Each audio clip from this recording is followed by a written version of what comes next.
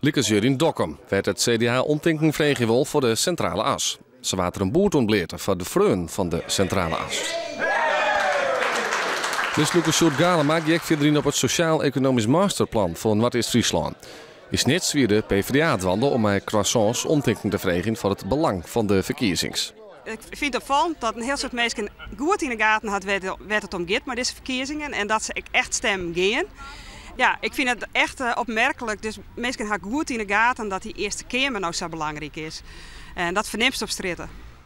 De FNP wie mij een Amerikaanse squalbus op de Westereen op paard om stemmen te winnen.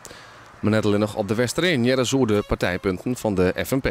Het opmerkelijke is, we gaan dan nooit in het bestuur van de partij zoveel belangstelling horen van de landelijke media. We zijn eigenlijk op radiozenders al jaar West. De kranten die komen hierheen. En die hebben al jaar terug dat een regionale partij eigenlijk heel sterk wezen kan. De partij kreeg op de Westereen al gauw concurrentie van de PVV. Had je van Friesland horen, maar hij wil op die partij stemmen. Ja. Ik kom strijd dat is de eerste, maar dat doet even net te kijken. Jong met de keuze. Die partij vroezelig wel al gauw naar Twieselerheide om daar een boer aan te bieden aan trouwe stemmers. De partijen hadden nog goed 4 dagen de tijd om mensen van te winnen, waars die 2 maart binnen de verkiezings.